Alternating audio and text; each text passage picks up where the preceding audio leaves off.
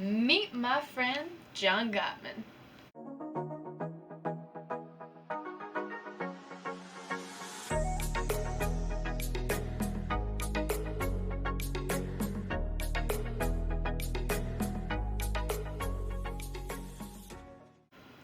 Hello everyone, my name is Bailey Shortreed and welcome back to my channel. Today I want to talk about relationships. Not just romantic and love relationships, but relationships with friends, family, and coworkers. Having relationships are an innate key part of being human. We thrive off it. We need it socially. We're just social by nature as humans. We need more than just a relationship with ourselves. We need relationships with other people. Friends, coworkers, family, sometimes significant others, not everybody, but it's another discussion for another day. So let's say you have a not so good relationship with somebody. Whether it be a significant other, a coworker, a friend, or a family member, they're all equally important. You should try to improve on it every chance you get, because they won't be around forever. And boy, have I found the solution to fixing relationship problems. Not for everybody, but for most people I would say this was 99% effective. Today we're talking about Gottman's 7 principles for making marriage work. Now before you get all up on me and say, Bailey, this is a talk about relationships. Why are you bringing marriage into this? You're not married. I know. But whether or not this is a marriage book, the principles are equally as valid for any relationship you get into. At least that's my viewpoint on it. Gottman is a genius when it comes to relationship guidance. Regardless if you're a psych major like me, or you're just an average human looking for a little bit of relationship advice, or just to center yourself a little bit in your own personal relationship with yourself, Gottman is the way to go. Let me talk about Gottman for a minute. Now, John M. Gottman, who has a PhD in psychology, is one of the most renowned psychologists, childhood development guidance, basically a just relationship guidance counselor and researcher that I have ever heard of. The man is well over accomplished. He's written over 40 books, including this one and the 2 behind me, and over 200 scientific articles. The man is incredible and accomplished to say the least. As well as the fact is his wife. Julie Gottman is renowned just in her own right. She is the co-founder of the Gottman Institute. She is, I think, currently the director of the Gottman Institute as well, and she's helped with much of Gottman's research as well as his books. His 2 co-founders, John and Julie Gottman, put together the Gottman Institute in California, where they conduct many types of research and have many labs, including one known as the Love Lab, which is a little bit of what we're talking about today. For the first part of reviewing this book, I have to just point out the one astounding fact about Gottman, or at least the one that he provides as a fact, is that due to his research in marital relationships and divorce over the last several decades, the man has come to put together the fact that he claims he can spend 5 minutes talking to anyone about their relationship and have a 91% accuracy rating in regards to whether or not they get a divorce or keep up with a happily successful marriage. Let me repeat that. 5-minute conversation with a 91% accuracy rating. The man can predict whether you will divorce or stay happily married. The man's like a modern fortune teller. The first myth is that neuroses or personality problems will ruin a marriage, which is completely inaccurate considering that in a happy, successful, and healthy marriage, if you want to make it work, you have to be able to accept your partner's personality flaws. Everyone has a flaw. Essentially, this one's just saying we need to be, courteous about how the other person feels about themselves, about what they like, what they don't like, and what their personality flaws are. Myth number 2. Common interests can keep you together. Wrong. Really, it all depends on what you do with your interests. Not everyone is going to have the same interests in you, and even if they do, they're not likely to maintain those interests if you two aren't meshing with your interests together, if that makes sense. In other words, if you don't try to interlock your interests together and participate in your interests at the same time, or at least on occasion, not always, then you're not likely to succeed. The third myth Gottman gives is that you scratch my back and, meaning that if you scratch my back, I'll scratch yours, meaning that I'm going to do something for you and I expect you to do the same or something equally as good for me in the return. In a happy marriage, people don't go out of their way to seek out favors and trades from your partner. It's just not how it works in any relationship, let alone a marriage. What that boils down to is manipulation. A good relationship will end up stemming off the idea that people want to do good because they love and care about you. That's it. Myth number 4. Avoiding conflict in a marriage will ruin it. No. And it won't make it succeed either. Oftentimes, people, especially couples, have different fighting styles. They have different ways of arguing their viewpoint and getting their point across. And that's typically the end goal of most people, is they want to get their point across.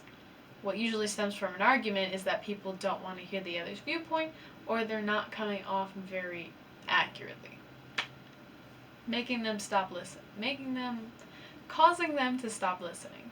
Some fights are just easier to talk it out, while others are just impossible, otherwise known as a perpetual problem.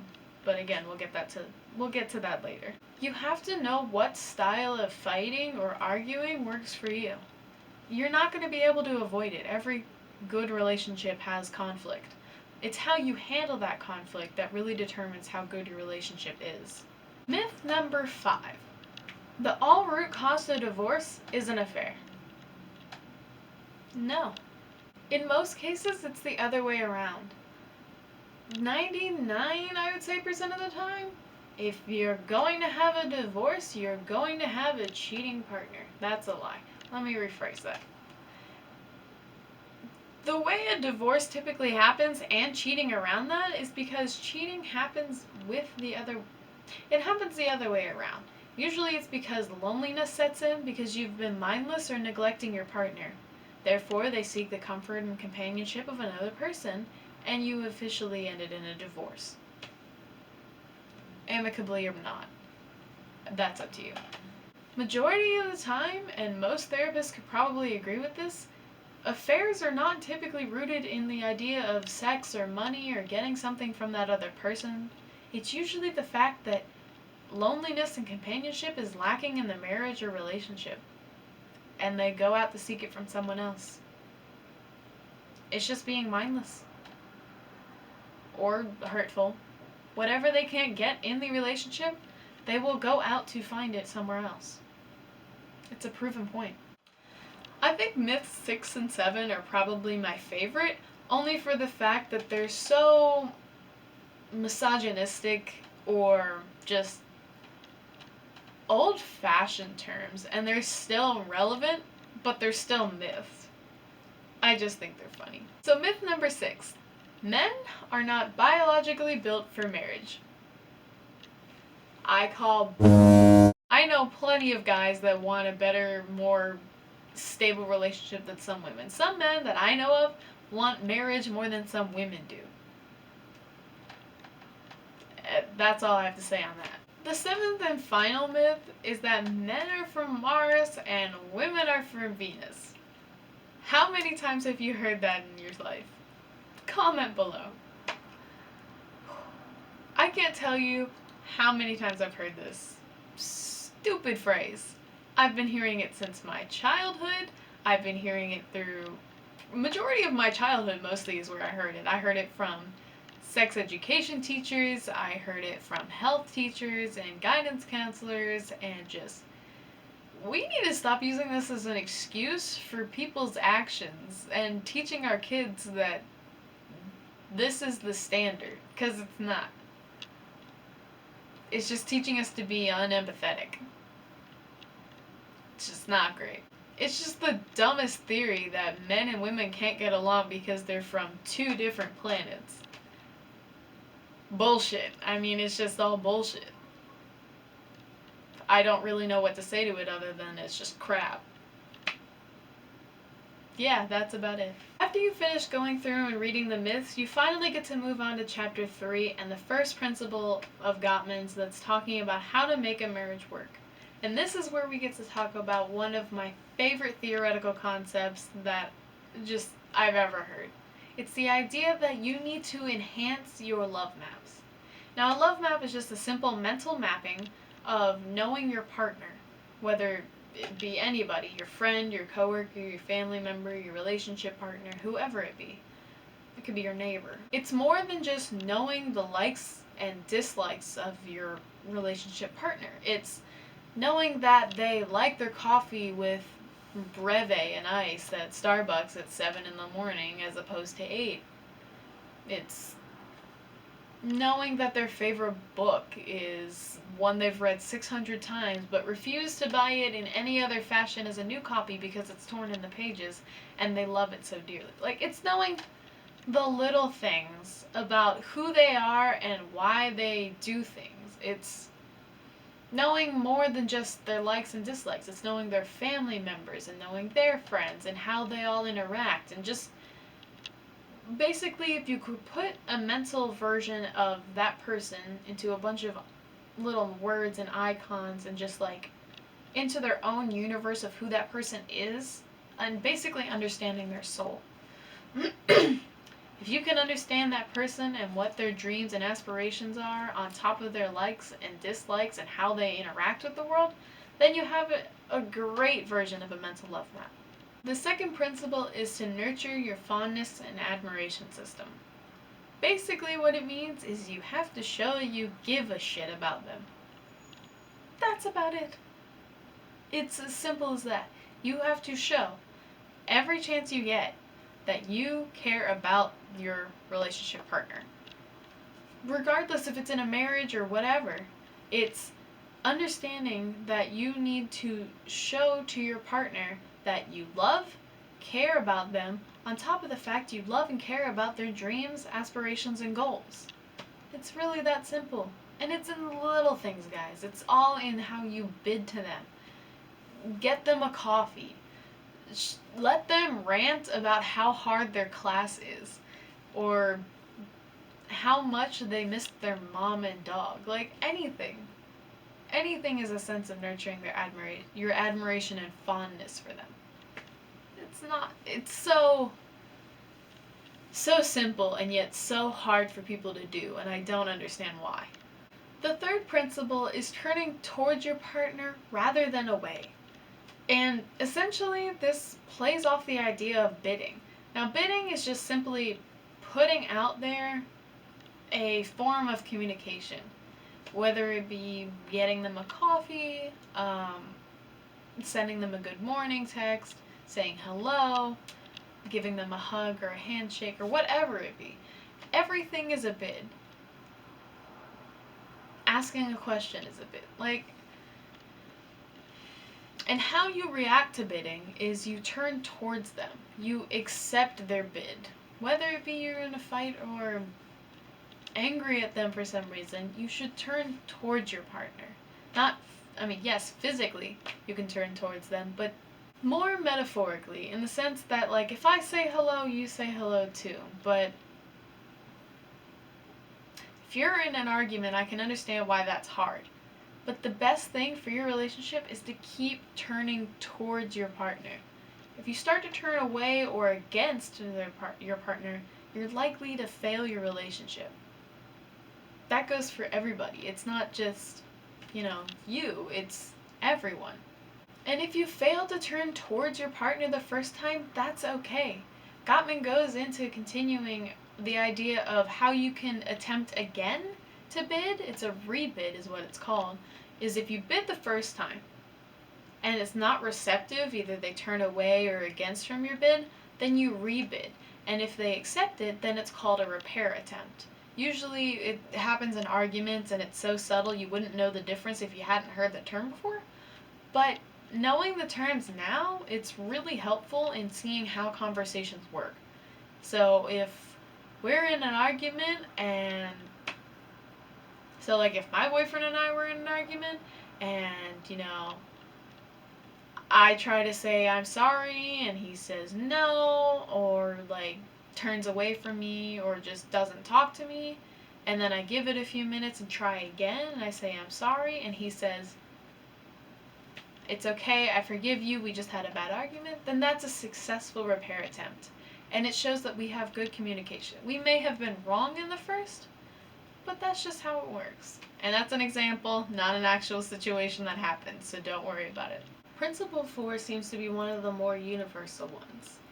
It's essentially saying that you should let your partner influence you. In other words, that their advice and their words of encouragement and wisdom may be just as equally valid as your own, and vice versa. Statistically, when men do not let their female relationship partners influence their lives in any sort of way, there's an 81% statistical average that the marriage or relationship will self-destruct.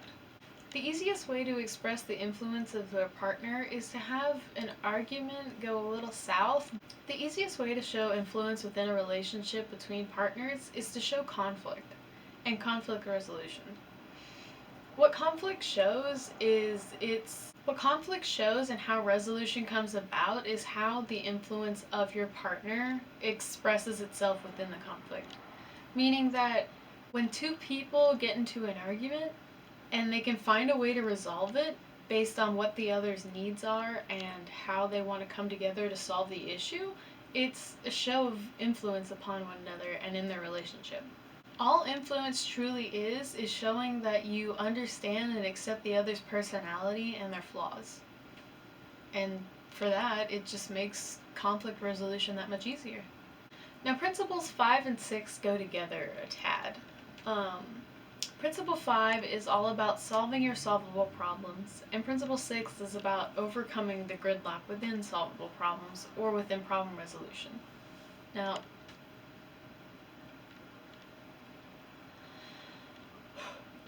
Principle 5 gets brought down into about 5 steps that are pretty good demonstrations of how to, solve your solvable problems. It's to help guide you in your conflict resolution, in hitting the problem head on.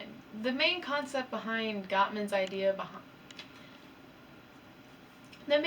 behind Gottman's conflict resolution models are that you should attack the problem and not the person. And that just comes on back to understanding that his 4 horsemen are not what you should be looking for in conflict resolution, but rather that his 7 principles are. Going into the 5 steps, you can understand the horsemen a bit better. So the first step in solving your solvable problems is to soften your startup. In other words, it means that if you start the argument or the conversation very angrily, then you're more than likely going to end the conversation angrily.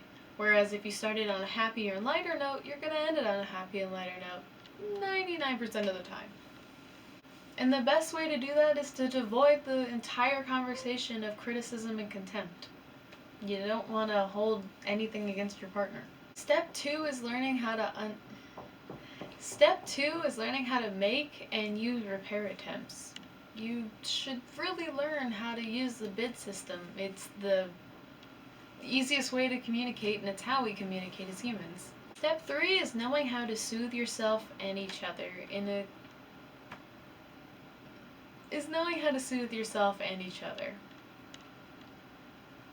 It's pretty simple, self-explanatory. Step 4 is probably one of the more important ones and plays off the 4th principle, meaning that you need to compromise.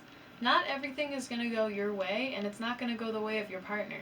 The whole entire point of a relationship is to come together. It's to share interconnectedness and create shared meaning so that you can find ways to to solve your solvable problems and to resolve your conflict in a manner that provides accommodations to you both.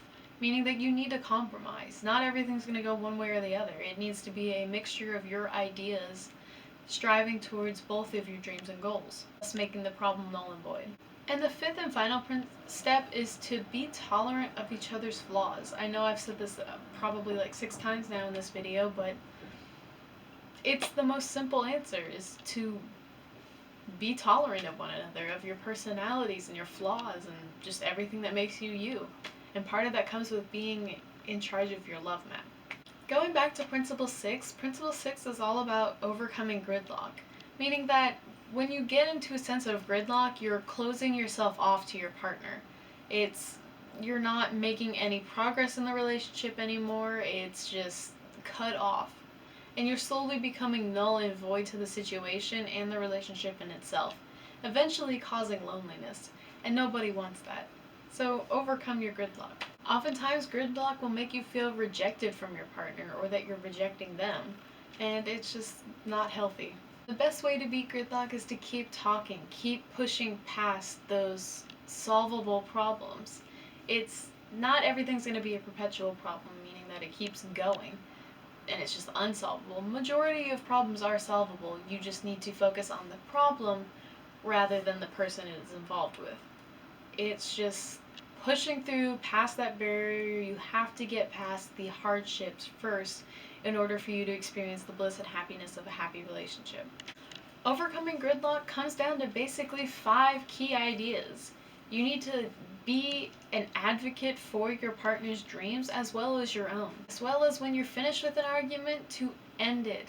Let it stay in the past. Do not bring it up just to feel connectiveness, which often a lot of people do. And finally is to say thank you to each other, to yourself, to have the acceptance that thing is in the past. And that's how you overcome gridlock. And the 7th and final principle is creating a shared meaning. In a sense, that means that you need to have a enhanced love map, basically playing on all the other principles before. When you have a good and understanding, healthy relationship, you can kind of navigate the twists and turns that come along with it, and then you combine your 2 lives together to create a sense of shared meaning. You start to begin to share the same aspirations, interests, goals, dreams, or at least you advocate for one another if they're not the same as yours. It's a little different when it comes to marriage than it is like with a friendship. A friendship, you'll have the same wants and needs, typically.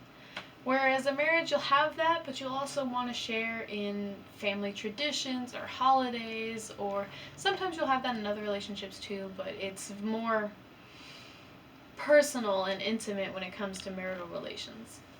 In a sense, what you're doing is just to create that shared love and affection for one another. Gottman finishes out the book with saying that marriage isn't about just raising kids, splitting chores, and making love. It can also have a spiritual dimension, and that has to do with creating an inner life together. A culture rich with symbols and rituals, and an appreciation for your roles and goals that link you. That leads you to understand what it means to be a part of a true family when you've become one. On to the review portion of this video. I have to say, I loved this book. Not only was it a, textbook resource for a class that doesn't usually have a textbook. Okay, so my camera died again. Love that. Anyway, so my review for Gottman's book on the 7 principles of making marriage work is I gave it 5 stars. It was so insightful. I loved it. It's completely changed the way I look at everything. I'm pretty sure I pissed off my family to the point that I was psychoanalyzing everyone because I was like, oh, our relationship could be better because, XYZ, I don't know about that, and just, I'm sure they were sick of me. On top of me getting to understand my family better, this book and Gottman's principles in general throughout the course that I had to take for this, throughout the course that was associated with this book, has changed my relationship entirely with my boyfriend. Like, we have, just from this book alone, it's caused us to communicate better in a completely different way, and it's just more open and more thorough about what we're feeling and when, and just what we want from our lives, and I love it. I couldn't say it any differently. Okay, thank you guys for watching. Next time we will be reviewing Gottman's 2nd book, The Relationship Cure, And if you'd like to get more notifications on that, hit the bell button and make sure that you subscribe to my channel to see more content like this and the other videos on my channel.